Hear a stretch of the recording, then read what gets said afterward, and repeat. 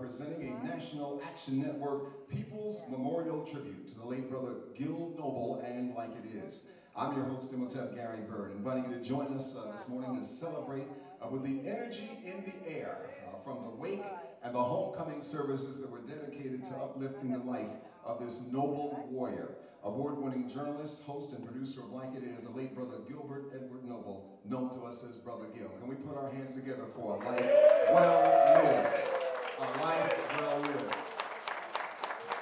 And this morning we send out a praise for sure to the Reverend Calvin Butts of Abyssinian Baptist Church, who did a fantastic job putting together the presentation that occurred at Abyssinian. And I think that there were many, perhaps who were coming from different places, new to New York, who had the distinct surprise of actually hearing African drums greeting them as they were walking into the church. And it was only appropriate those drums continued throughout that celebration. Reverend Calvin Butts deserves a lot of credit for that. That's a more controversial issue than we sometimes want to realize. We're broadcasting live on the station that Brother Gil Noble began his career on. This is the station, 1190 AM, WLIB. And ironically, right here in Harlem, USA, of course, where Brother Gil Noble is from.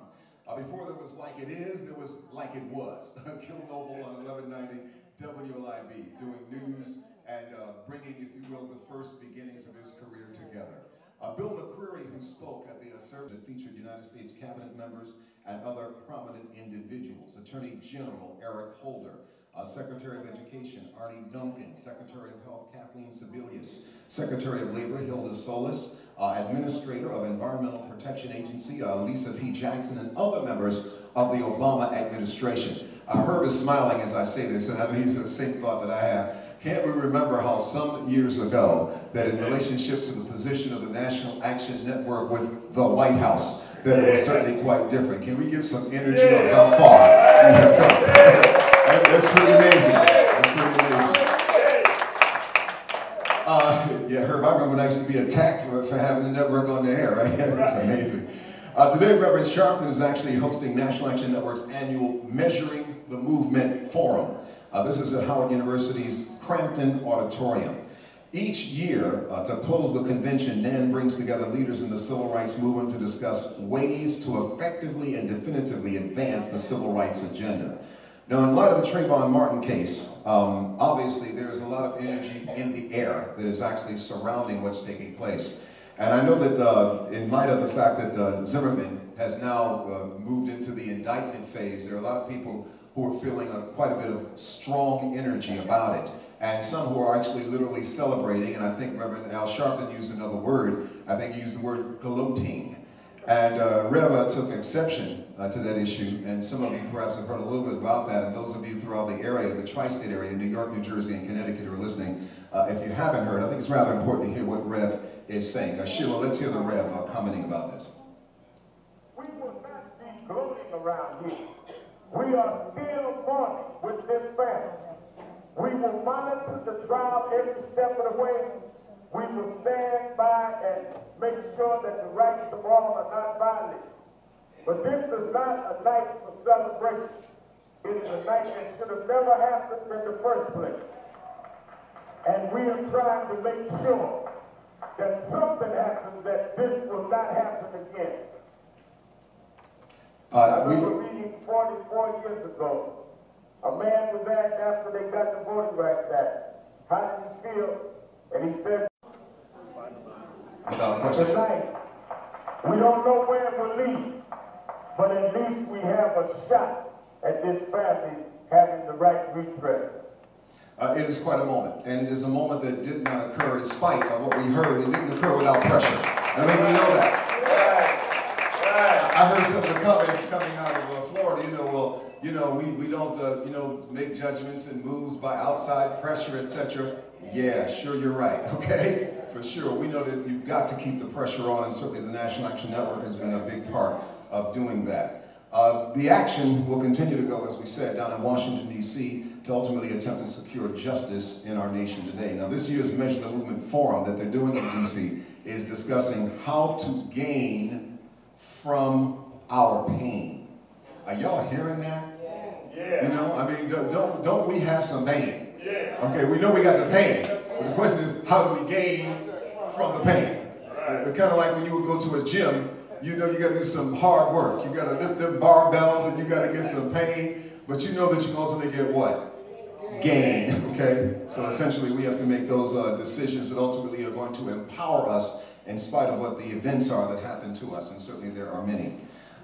In terms of the mother of Trayvon Martin, the mother of Amadou Diallo, and the widow of Sean Bell, they will be the main features of this event, which is going to begin at noon at Howard University. So that's a very important piece, again, done by the National Action Network. Now today in New York City, we are live from the House of Justice, where our broadcast is dedicated to the life and memory of Brother Gil Noble. There's literally, even with what took place with the wake that happened in Abyssinia on Thursday and the funeral services that took place on Friday, which we'll talk about, there's not enough program to fill, you know, everything that you want to say about Gil Noble. Right. You know, I mean, some of you who were there know what I'm talking about. His accolades have certainly, at this point, run the course of now some 40 years or so. And I think that in the event that took place, both events on Thursday and Friday, I think there was a place where the kind of accumulated reality of Gil was hitting everyone. And I would even say even his family, because there's a place where, you know, he's father, he's husband, you know, he is someone who ultimately has the most personal relationship with the family, who love him and love him dearly, as was pointed out in the program. But sometimes, even for a family, it's difficult to see the kind of impact that someone's work has had. And I think I can certainly say that in terms of what took place on Thursday and Friday, our brother was given a homecoming second to none. One of the closing pieces, which I'll just highlight and not take anything away from our other speakers, but one of the closing highlights of the piece I thought heard was when Minister Louis Farrakhan spoke of Brother Gil Noble and took us all to another place. Spiritually, consciously, politically, it was just an amazing moment. And it was one of those moments that ultimately, when you look across the vast history of Brother Gil, makes you recognize that we were given a gift. Gil Noble was a gift. There's no question about it. And it's a beautiful thing because, you know, the Creator has a way sometimes of trying to make sure that you can see what He has done. And so, you know, for us to understand, He didn't make His last name Johnson. He didn't make it Jones. He didn't make it Williams. He made it Noble, okay? Noble. And he was noble. He was noble. There's no question about that. A noble warrior. And certainly we will give you the opportunity, those of you who are here today, to share with us some of your thoughts, some of your feelings, some of your energy, because when Rev called me and asked me to do this for him today, he said, Bird, he said, we can do this GBE Apollo style. You know, let's go back, you know, back in the day kind of thing. So.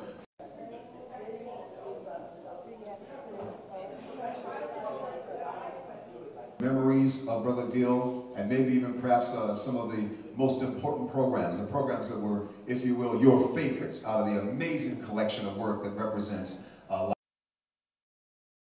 And interesting enough, because we were in Abyssinian Baptist Church, my favorite program fit the setting, because my favorite is the speech by the Reverend Congressman Adam Clayton Powell about what's in your hands. Okay?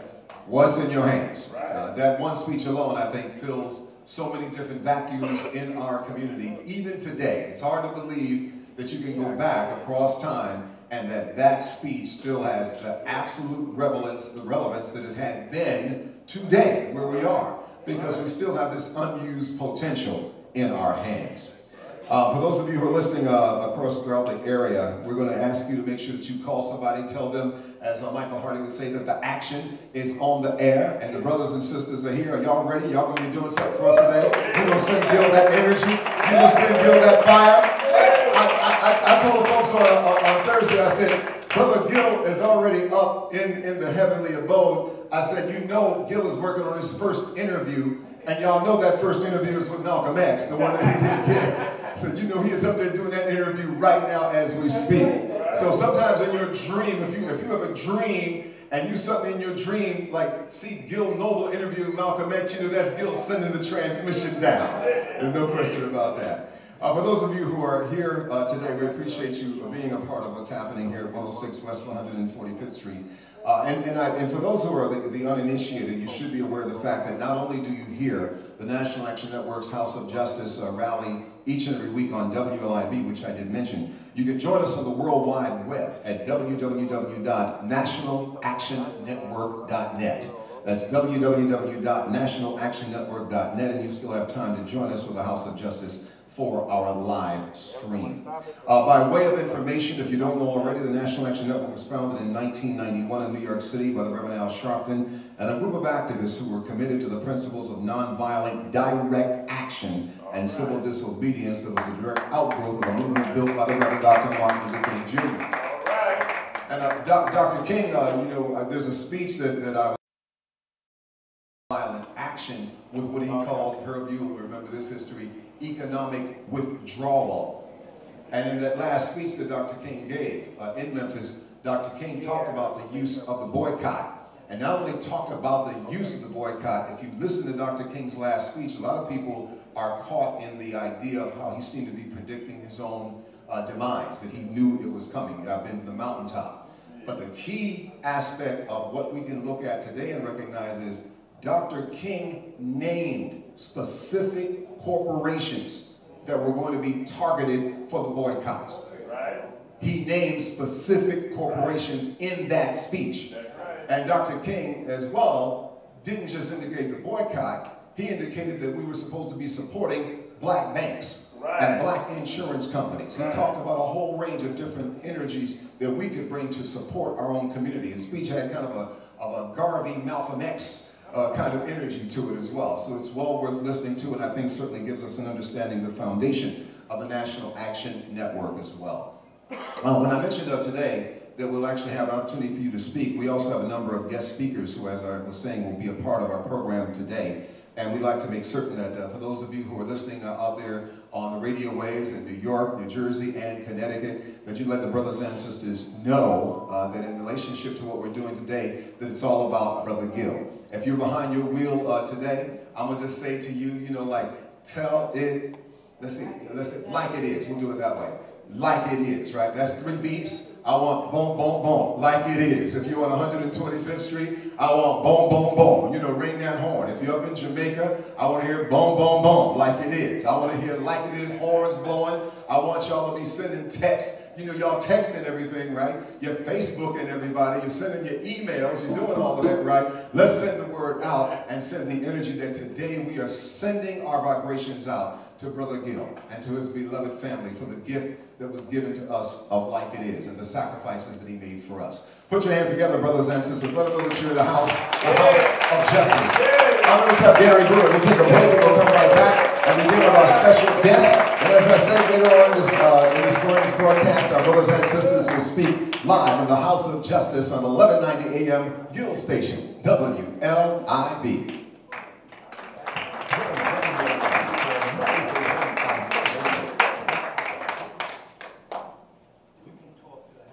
Okay, good. All right, I'm making some noise. I like that. I like that.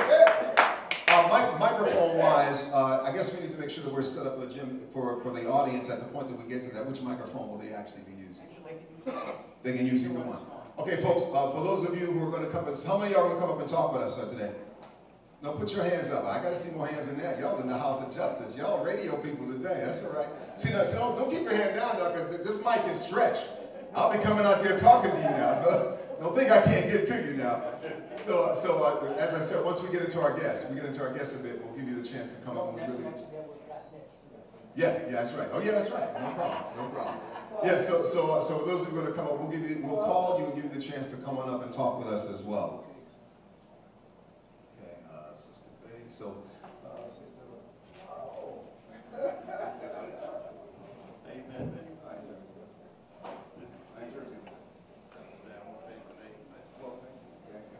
I think we were all on our best.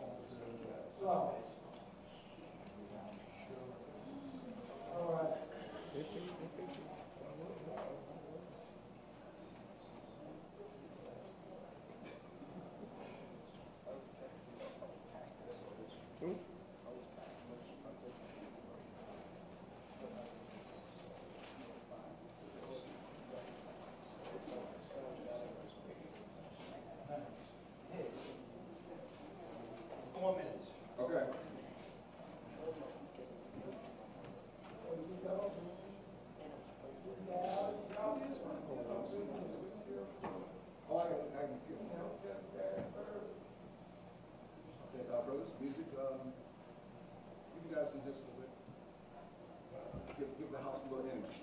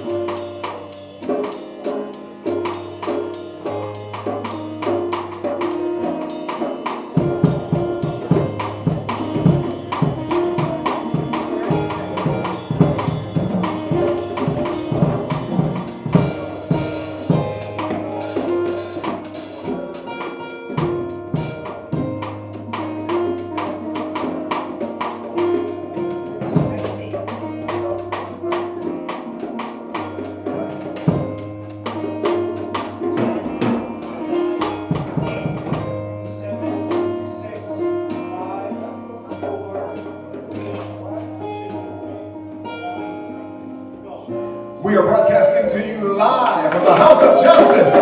Good morning. Good morning. On 1190 WLIV, the legendary House of Justice, of course, a National Action Network People's Memorial Tribute to award-winning journalist, host, producer, father, brother, and friend to the community, the late Gil Noble. I'm Lieutenant Gary Bird. As I mentioned before, the National Action Network's convention is happening in Washington, D.C., so we are hosting in the aftermath of an amazing energy that took place at the Abyssinian Baptist Church.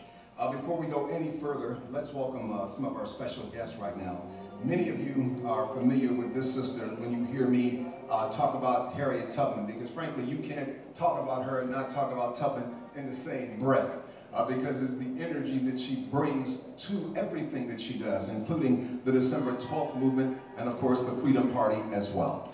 She celebrated her birthday. Now, I know better than to, give a sister's age or anything like that, right? But let me just say this.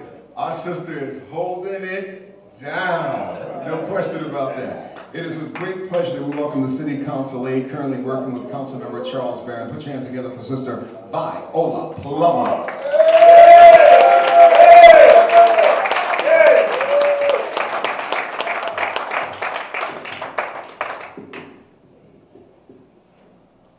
Good morning. Good morning, brothers and sisters. You know, we are here to celebrate one of our treasures, right? Our warrior. And as we do that, though, you know, Gil was very noble. Gil was very direct and intense. And Gil was very smooth and not ruffled by anything. Because we gave him that respect and that energy. However, sitting here now, we've got to give that back to him.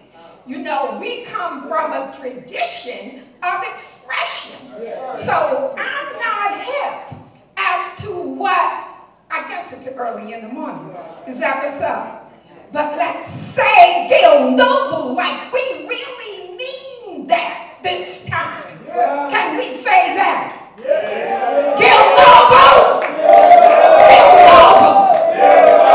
Gil Noble! That we celebrate his presence among us then and now. See, because if not, he won't be able to conduct that interview with Malcolm because he won't know whether or not y'all are listening. Right? So we gotta let him know that we appreciate him, that we understand he's gonna do that interview. He's gonna do many, many more with all those brothers and sisters that he meets on the other side. Is that right? Right. So that we gotta show some energy, y'all. You know where I come from. When we have these kind of celebrations and people are like reserved, you know, and I sometimes chair those meetings. I have them get up. You know, stand up, y'all. Come on, let's do this. Yeah, let's do this. Yeah, let's get some energy. Gil Noble for 40 years gave us this. Right? So we can stand up and cheer this brother. We can celebrate Gil Noble. Can y'all say Gil Noble? Can you say Gil Noble? Can you say Gil Noble? And mean it. And mean it. And mean that we appreciate it. One of the greatest warriors known to us. That he allowed all of our voices to be heard. He was not intimidated if white folks said somebody was controversial.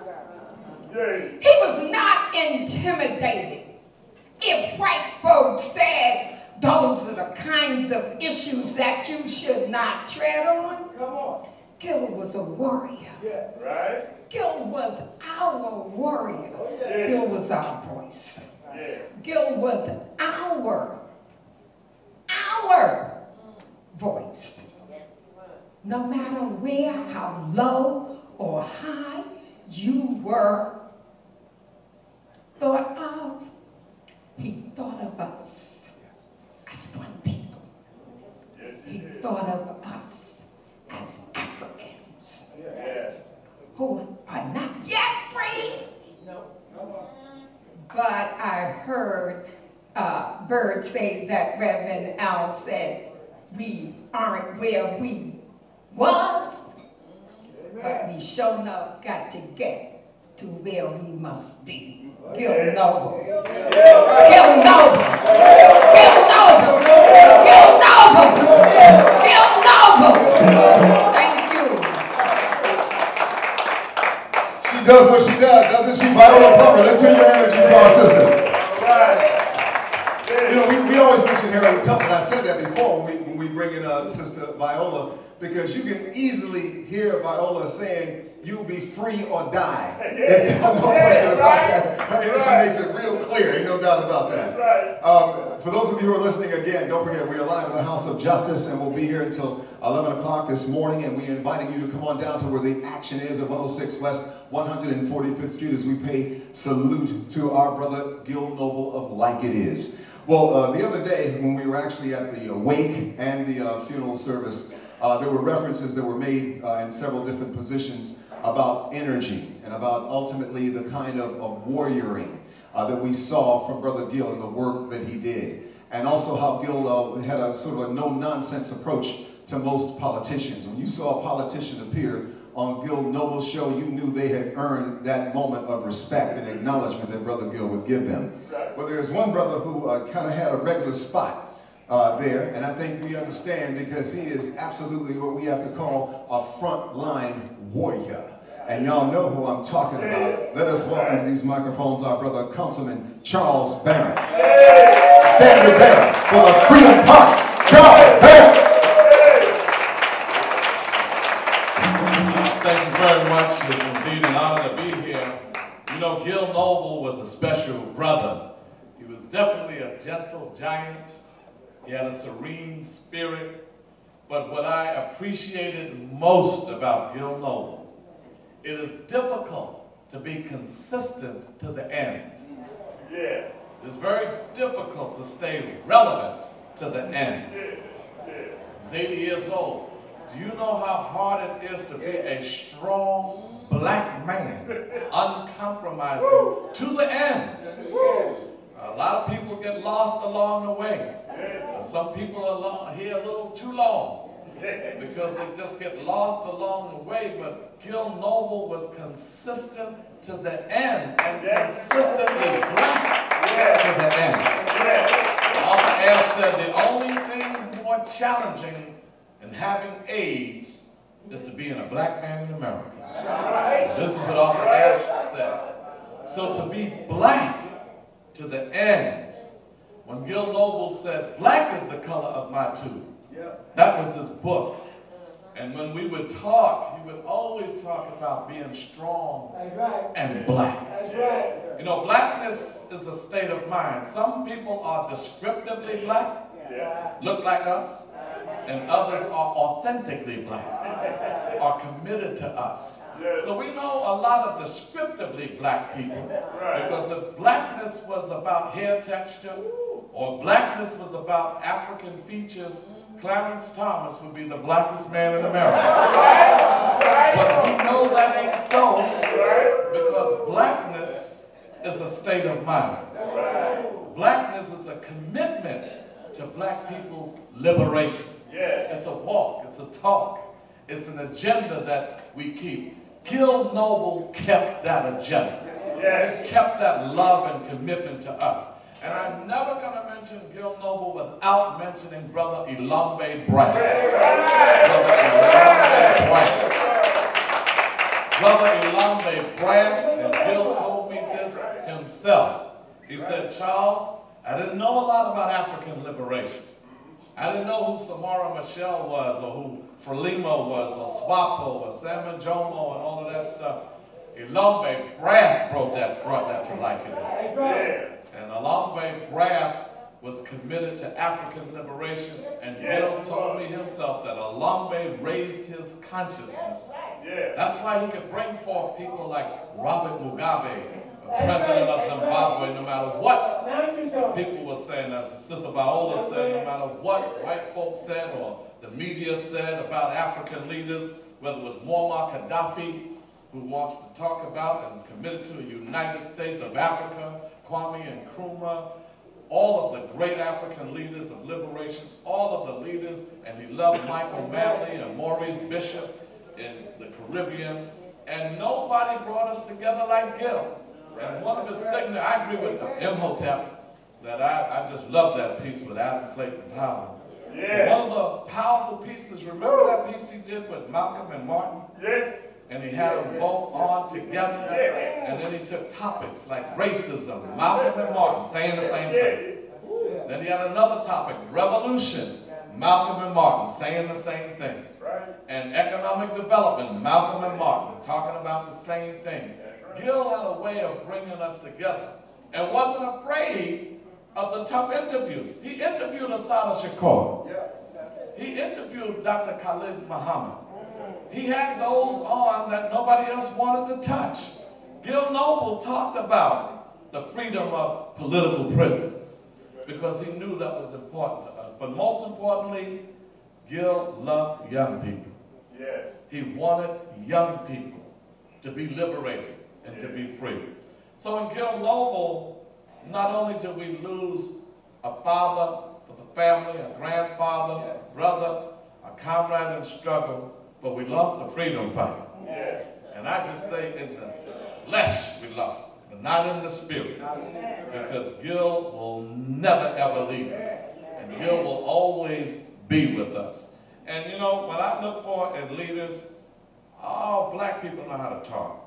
And a lot of black leaders have charisma, articulate, intelligent. We're just the bad people. I thank God that God made me black. I don't want to be anything else, but we are the greatest people on the planet. We are the greatest people on the planet. We just look good, no matter how much they oppress us. We just look good. We're pretty people. We're the most intelligent people. But I look for sincerity. How sincere you are. And how sincere and consistent you will be to the end. Gil Noble never left us. Gil Noble never compromised his principles. Gil Noble could have been further in the broadcast industry. He could have easily been a world-renowned anchor person and special journalist, wherever. But he said, no, I'm telling it like it is. And I'm staying to like it is. So in closing, I want to say, here and now, not here and not now. That program, we're going to struggle. We're going to struggle because we don't see that as that's an insult to Gil Noble's legacy. And we're going to struggle until we get right people on that program, like Imhotep Gary Bird.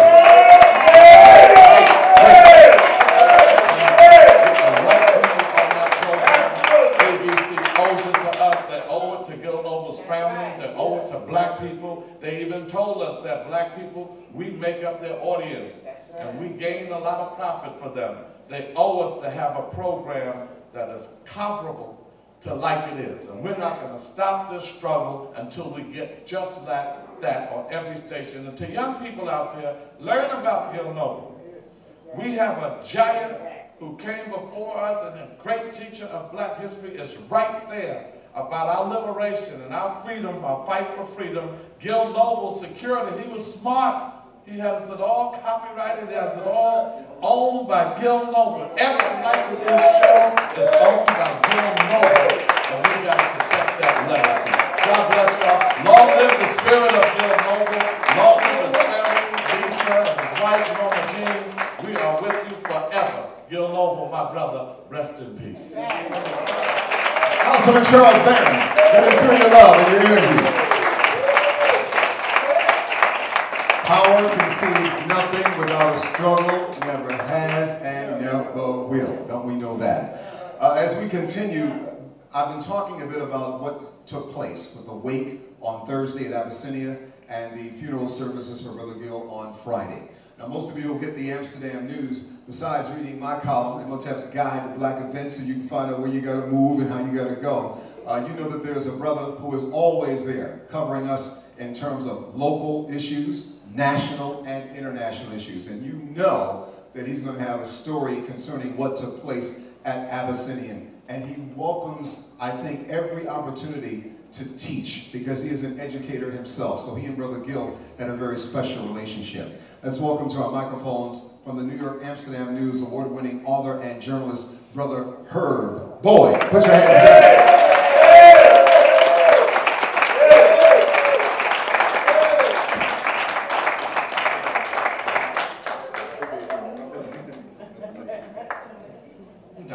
Taking notes and everything. But it's always a pleasure to join Imhotep as I do and have been doing for so many years now, and hope to continue to do it a few more. One of the things about Gil Noble is that you're talking about someone of unimpeachable integrity, someone who possesses, as far as I'm concerned, the ultimate in journalistic instincts and skills. I mean, I said in my article this week in Amsterdam News is that, you know, Gil stood literally and figuratively, you know, head and shoulders above all of the current and in the past, you know, television commentators and journalists. And I think that's a part of his sustained legacy. I think, as Charles Barron says, we're talking about someone who was absolutely uncompromising, never conceded an inch. I mean, in the tradition of Paul Robeson, never bent away from what his principles were. One of the things probably most important for me is that he was a fine musician. Not enough is said about that. But he made sure on his show, he had a parade of those musicians, you know, a veritable hall of fame. I mean, I was sitting at the at Friday's funeral services, and right in front of me was Renee McLean, and that's the son of Jackie McLean. And I think, you know, Gil came of age, grew up on the hill where I live, on Sugar Hill, with Jackie McLean. And just have Randy Weston in the audience out there, and also to perform along with Alex Blake, which is just a superb bassist.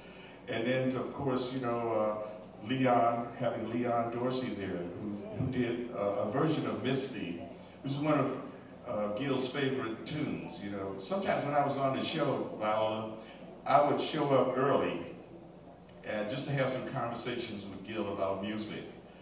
And we would challenge each other in terms of composers and songs, who authored this, who wrote the lyrics here, who wrote the music there. And we could go on for hours, you know. I could never get it. I would come in with some real hard ones for him sometimes, but he would be ready for me. He had a veritable American songbook in his head. And he never had a chance to really express himself musically on his show, but sometimes, you know, we would get together and do our own little duets. So he was a very fine pianist and understanding in American music, and particularly jazz. I remember the interview he did with Sarah Vaughan over in New Jersey, you know, and with the children out there, and how the children were trying to, like, it must be something happening here. It was fascinating because here is this woman, and here's this man, and here's this television crew, and all the children on the other side of the fence on the playground, you're trying to understand, what is this all about? You know, that was a piece of history for them. The documentaries that he pulled together stands alone. I mean, the archives is a veritable treasure trove of information for both educational and commercial purposes. Gil Noble, in terms of the numerology, I spoke about this on Thursday, that he was born February 22nd. So that was like a date that should live for us, but February 21st was when Malcolm was taken from us. And he made his transition on another important date, April the 5th, the day after April the 4th, when Dr. King was taken from us. But it's between those two dates, because those dates are coincidental for him. Between the dash, as Reverend Sharpton talked about, that's where it happens. And that dash, you know, when you start talking about some of the people that Gary has invoked here, that Charles and certainly will be invoked as Mayor Dinkins and Reverend Herbert Daughtry follow me, that's very, very important to see that cavalcade of illustrious individuals that paraded on that show. That was such a pleasure to be with him on many occasions. And Gil, you know, I'll be with you again. I hope to sit by your side. Not too soon. But I hope to be there. And as Barron says, you know, here and now ain't like it is. In fact, if you take here and now, and I told Charles this the other day, if you take here and now and put it together, scramble it together, you know what you come up with?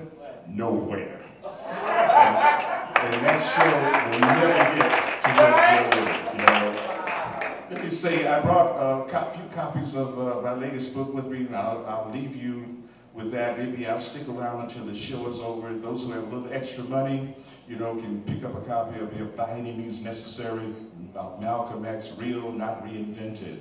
And that's what Gil was all about. Gil was the real deal.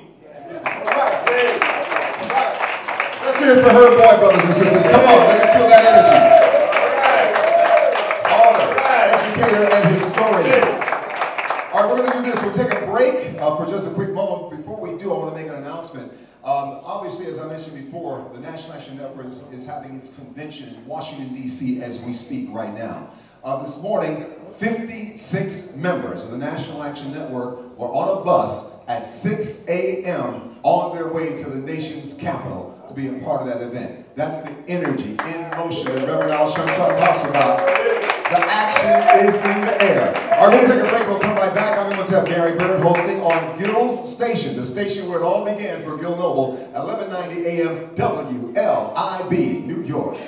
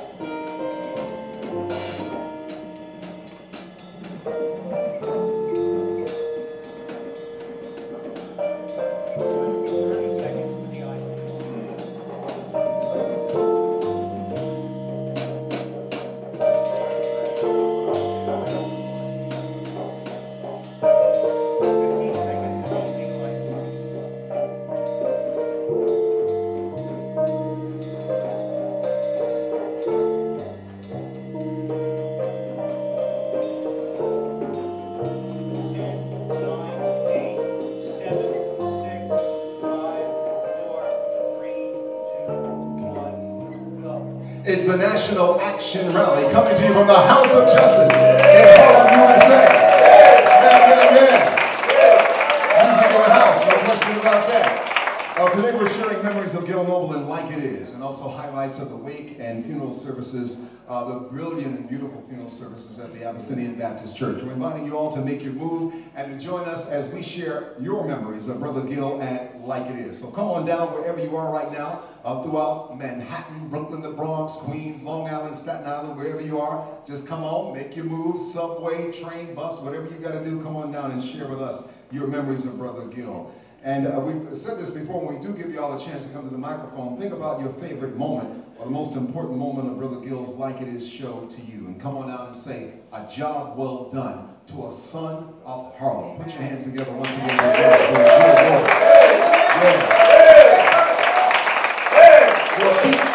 Keep those hands warm, because Brother Gil loved history. And he, as many of us, were part of a moment of history that we lived to see. Perhaps some years ago, never knowing that it was going to happen, but ultimately seeing the vision manifest itself. And it does in a very special way with the brother who's about to come up with us now. I was telling him, and I've said to him a couple of times, how much I enjoyed his remarks at the services for Brother Gil on Friday. Let's welcome the first mayor, African-American mayor of New York City, Brother David M. David.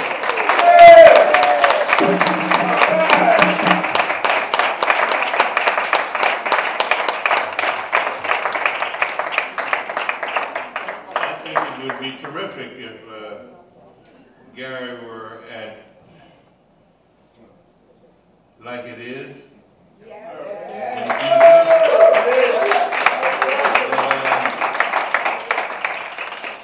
This stuff is a business, you know. That's right.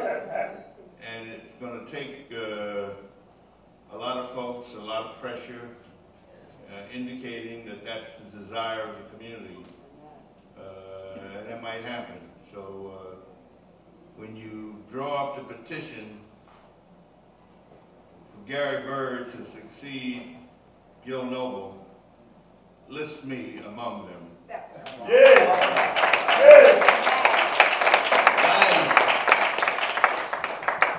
I thought I'd share with you almost precisely what I said at Abyssinian yesterday. But first, I'd like to make this point. I realize that those of you who are here are folks that missed the 6 o'clock bus this morning. Not really, I know better. But I want to say this, that folks talk about age, you know, and I sort of smile.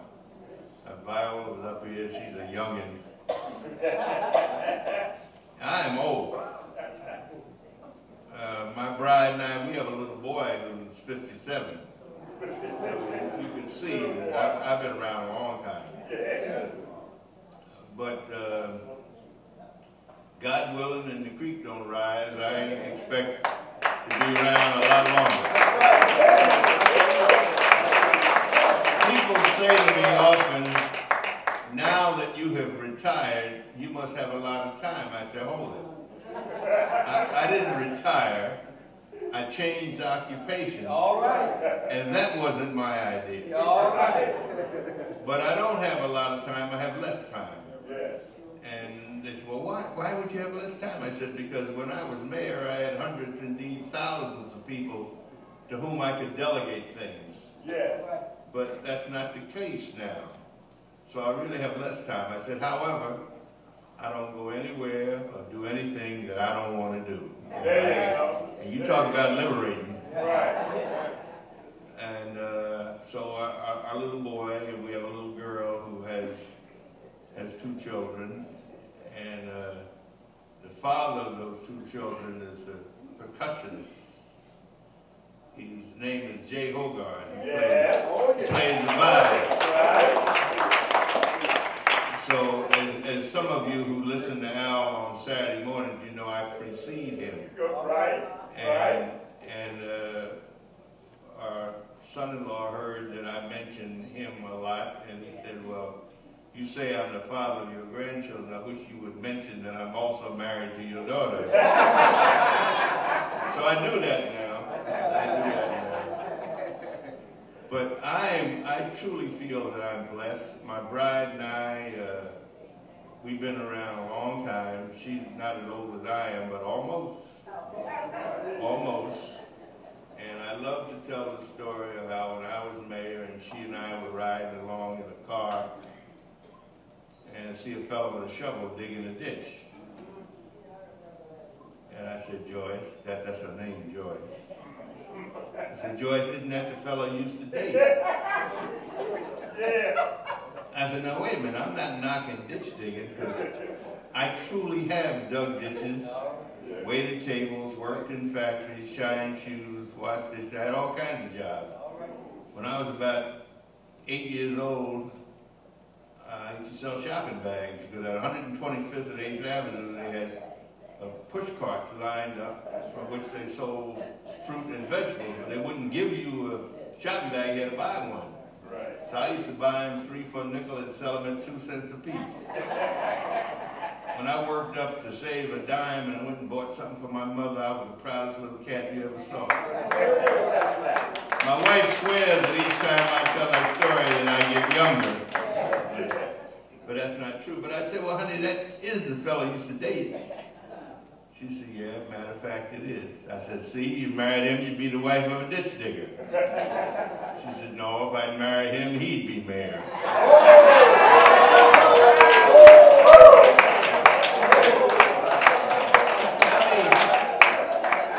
Let me share with you almost precisely the comments I delivered at Abyssinian, where it was, those of you who were not there or who didn't hear it, really it was something.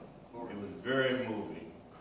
It in many ways reminded me of a memorial they had for Congressman Payne in New Jersey. It lasted over 3 hours. That was it. Yeah. And I was there from the beginning to the end because he was a good cat. He wasn't as nearly as well known as Gil, but he really did wonderful things, particularly for Africa. With the passing of Gil Noble, we've lost yet another of the heroes of our community. Our losses come more often as our generation ages. It is to be expected, but I don't know that we can ever be fully prepared. We do what responsible people do. We set our affairs in order, we try to get right with our God, and if possible, we spend more time with our family and friends. But I don't know that we can ever be fully prepared. Over the past few months, to our great sorrow, we have come together to say goodbye to others of our friends, to Dr. Muriel Pattioni, Judge Robert Carter, Representative Donald Payne, John Payton. We are called upon to say goodbye to so many who helped to shape, guide, and encourage those who would take our places. And today we say goodbye to Gil. I'm here this morning as one of the many members of Gil's extended family. That community of folks who respected his work, admired his abilities, and enjoyed his company every Sunday morning for nearly 40 years. Gil was part of a long line of those called to speak truth to power and give power to the truth of our existence as persons of color in this community. As was true of W.E.B. Du Bois in his days as editor of the NAACP's Crisis magazine, Gil answered the call and carried the journalistic torch, sharing our history, our issues and grievances, our analyses and opinions with generations of black New Yorkers. Du Bois would have been proud. He would have been proud not only of the message Gil carried into our homes every Sunday morning, but the manner in which he delivered it. Gil had great instincts for what audiences needed to see and hear, and for delivering the word on air and on camera in a way that kept black New Yorkers tuned in to Like It Is every Sunday morning. It was both the strength of his personal commitment and our need to know that made Like It Is must viewing in all our households and across generations. We take it for granted now when we see the successes of his media heirs, Soledad O'Brien, Tavis Smiley, and of course, Oprah Winfrey. But it was the Gil Nobles and Max Robinsons, the Ed Bradleys, who helped to fight the earlier battles in that very tough business. Like them, Gil helped to fight on other fronts as well, against racial discrimination in this country and apartheid in South Africa, against poverty in our urban centers and the war in Vietnam, against bad government at home and the genocides around the world. He weathered many storms in the media world with the confidence that the people understood the dangers of it and would not long tolerate his silence. He dared to struggle, he dared to win, and he shared his victories with us all. Gil was loved and respected, not just by his family, but by so many others whose lives he touched. And my heart goes out to you, his friends, of the many organizations he worked with, including the Inner City Broadcasting family, of which I am a proud member. While we have no power over death, he helped us to appreciate that we do have some power over life, the power to live it to its fullest. And so today, as we mourn the loss of Gil Noble, let us also celebrate a life well lived, one filled with great energy, a strong sense of duty, and an unwavering loyalty to friends, family, and the race. And let us be thankful that we were fortunate enough to share it. To those who knew Gil as a friend, we certainly would have wanted more years to enjoy his company. We must remember, however, that it is not how long he lived among us, but how well he lived those days he was given. And Gil Noble lived his days with the love and the security of a wonderful family, the companionship of treasured friends, and the respect and admiration of our community. To Norma Jean and all the members of the Noble family, we know that it is impossible that any words can console you now. We can only hope that you will in time find some consolation in your faith that death is not the end. As Dr. King reminded us, death is not a period that ends a great sentence of life, but a comma. It punctuates it to more lofty significance. Death is not a blind alley that leads into a state of nothingness, but an open door that leads into life eternal. Gilbert Edward Noble fought a good fight. He finished his course, he kept the faith. And even though his death gives us reason to mourn, his life gives us so much more to celebrate. Yes, he will be missed, but we must take some comfort in knowing that the world is a better place because he was here. He has left us with more than memories. He's left us with a rich legacy of his drive and intelligence, a legacy of his sense of justice, and a legacy of doing for others. It is said that service to others is the rent we pay for our space on earth. Gil Noble departed us paid in full. Let him not look down and find any of us in arrears. Thank you for listening. Remember, wouldn't he look good sitting behind a mic at ABC?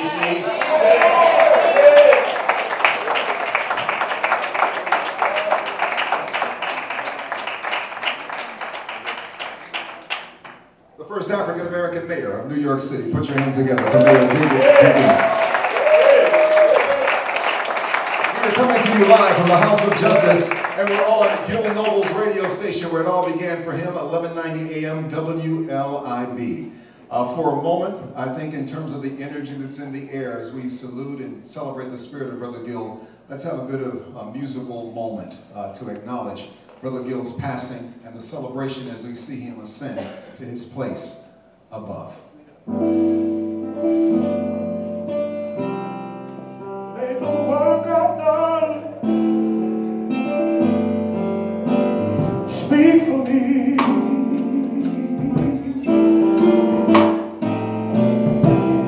May the work that I've done speak for me.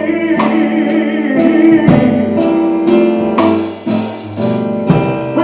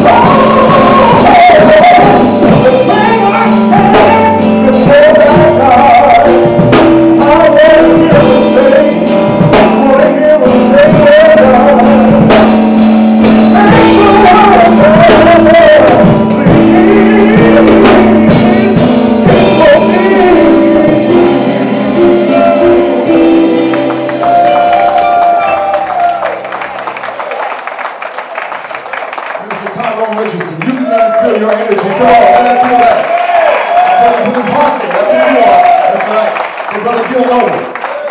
I want to tell Gary, brother, we're coming to you live from the House of Justice, and we are filling up. And as I indicated before, one of the things that Rev talked about this being as an opportunity for it to be a National Action Network People's Memorial Tribute. So we've said that a bit earlier, so you brothers and sisters have your thoughts together about Brother Gil Noble. We want you to be able to share your feelings, your memories of Brother Gil, maybe some of your favorite Like It Is programs, and your acknowledgments, obviously, to his family and friends on this moment of their great loss, and ours. Coming up next is a brother who has seen so many of the different struggles that we have gone through. Sometimes whenever I call him, and I know that Reverend Sharpton has called upon him for many, many occasions, we seem as if we are sometimes repeating history, and especially when it comes to the shooting of young black men. He could give you a litany of cases that he has been a part of and that he has helped to secure issues of justice for our community. It is more than a pleasure to welcome him because as an elder, he gives me encouragement. I just had my 63rd birthday, and when I see him, thank you. When I see him, I know there is still hope. There is no question about it. It is more than a pleasure, but a great honor to welcome our brother to join us with his comments concerning Brother Gil Noble, and obviously about whatever else he chooses to speak about. He is our elder. He is our leader. Let us welcome the senior pastor for the House of the Lord Church, Reverend Dr. Herbert Buxton.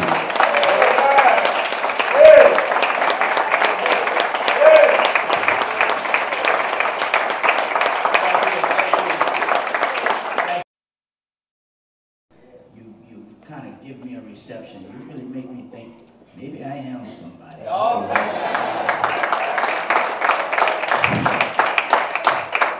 So I want to thank you, and always I want to thank the Reverend Al Sharpton. When I reflect on Al Sharpton and see the pictures scattered about the walls and remember from whence he came. I remember when he was just a little fella, you know. One thing about being old, you don't have to know things secondhand. When they say back there then, well, you were back there then. So to have watched him across the years and to see the achievements, it is incredible. I built this out of his imagination. Yes, right.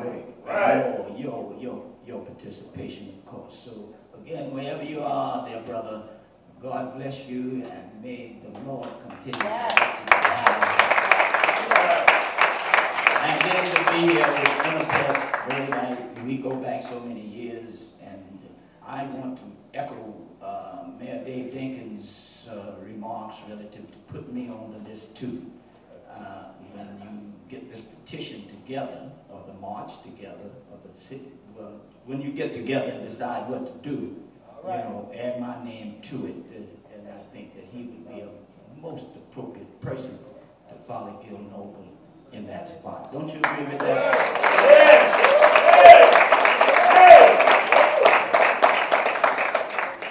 I want to then speak to you on my reflections of Gil Noble in the context of history.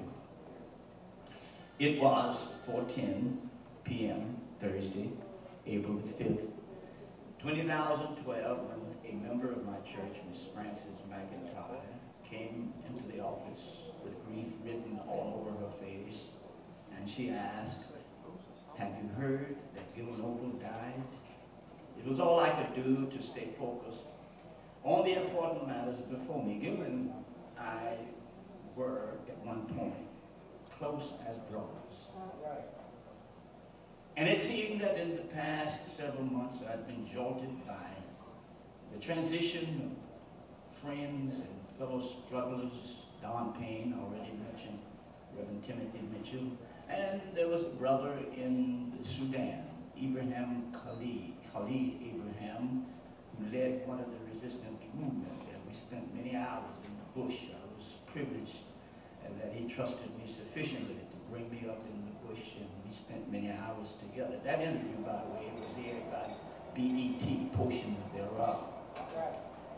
So now, this day, April 5th, Gil was gone. And it carried with it that day its own melancholy. This was the day, after the day, in fact, that Dr. Martin Luther King Jr. was assassinated, if you remember, on the balcony of Hotel Rain in Memphis, Tennessee, April 4, 1968. All right. And 40 years, over 40 years have passed and gone, and I remember it as though it were yesterday. Thank you. But you know, tied to that, I always remember in 1967, I was a member of a group called Laymen and Clergy and Lay Concerned About Vietnam, and we went to Washington to oppose the war, February 1967. In that leadership, there was not a black national leader. And I remember talking to Dr. McAfee Brown, who's professor at Stanford University, relative to my criticism, and he said, you know, you're right. And then it was not long after Dr. King was elected to become a part of the national leadership. But it was April 4th, 1967, that he made his speech at the Riverside Church. I had taken some young fellows with me at the hope of seeing and letting them meet Dr. King. And it was the last time I saw him alive. The next time I saw him was at Ebenezer Baptist Church in a coffin. Now, I can't recall when I first met Gil. I think it was at a party in the early 70s given by Mr. Clarence Jones, who was Dr. King's attorney. I know that by 1976 we had developed a cordial relationship, which became increasingly more friendly as you were making me popular. In July 1976, America was celebrating 200 years of its existence, and a brother named Dr. Chester Williams had approached me to organize a quadricentennial, 400 years of existence. We have been here struggling. All right. Gil invited us to discuss our program on Black It Is. Afterward, we became very close. So by 1978, we were close, maybe even closer than some brothers. It was a year of turbulence. We called it Bloody Summer 1978. Arthur Miller had been killed June 14, 1978. Victor Rhodes, young brother, 15 years old, had been beaten into a coma by Hasidic community. A man named Charles King, beaten and hospitalized by traffic police. A packed bus returning from Reese Beach, attacked by a gang of whites at Utica and Avenue K. Gerard Mark, attacked and hospitalized by a gang of whites in Prospect Park. And then Darrell Murray, beaten and hospitalized by the police. And then August the 14th, black youth and a Hispanic were beaten by white gangs in Gravesend, Brooklyn. All right. So it was Bloody Summer. And toward the end of that year, we organized thousands of people and marched on City Hall. Thank you. Criticizing Ed Koch for his anti-black, anti-poor policies. Thank you. And so by the end of the year, we were at the United Nations with thousands of people and bringing our case before that international body. Gil was having his own problems at ABC. And so we decided that we would meet together. And we shared 2 hours a week. We would meet for breakfast, mostly in New Jersey. Yeah. And you know, this leadership business is a difficult business. It may look like glamour, but you get a television program once in a while, or you get your face on the television. And Crazy. but let me tell you something. Crazy. When you begin to merge as the leader or a leader, you get attacked from every possible side. And a few people, at least during that time, that I felt that I could trust implicitly. And I was fact. In fact, I'm probably the only black leader or any leader that actually won a character defamation lawsuit against a major television corporation. So went with me, and I felt this brother was sincere. He was real, he was genuine, and I trusted him enough that I would actually tape every week. I'd give him a tape of my views on leaders, organizations, analyses, and he would give me his views and analyses in corporate America. I don't know where the tapes are. Gene might have them, and if some of these tapes emerge now, you ought to remember, like Farrakhan said, I was young in those days.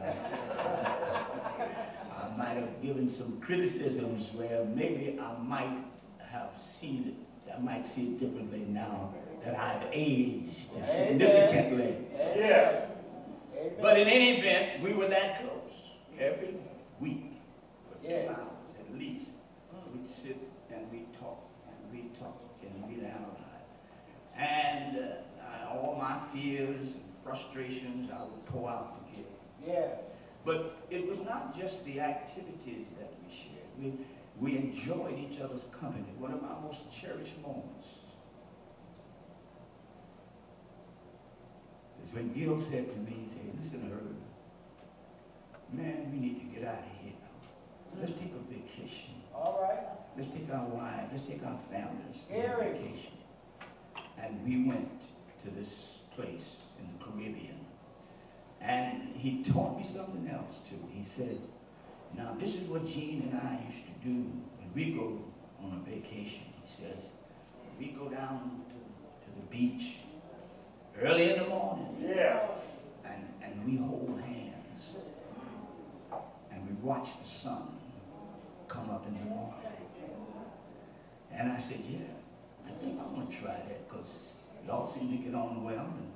And at that point, I even got too much invested in my family. I can't leave nobody, not my wife now, nobody won't want me. I think I'm going to try that. So sure enough, we went down, and my wife and I went down to the water, and we held hands and just watched the beauty of the sunrise. I don't know if you've ever done that.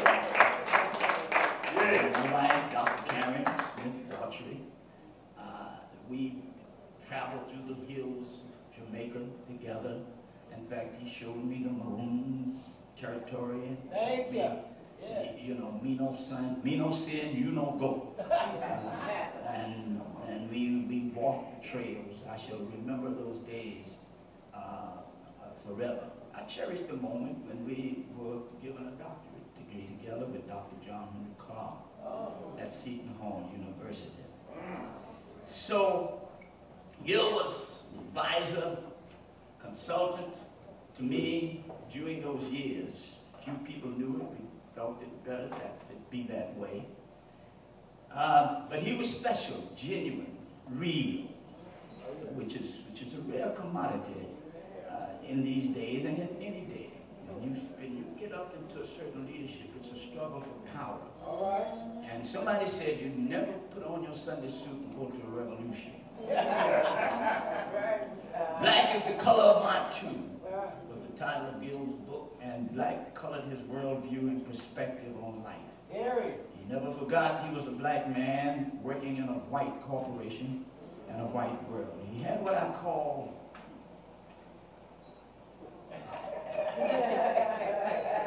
I'm getting mixed signals here. Well, in any event, I'll leave it like that. And but anyway, that wasn't a signal that I was given initiative. But anyway, we were close, and he was special, genuine, real, and God bless him. And maybe one day, I'm certain we'll be together again.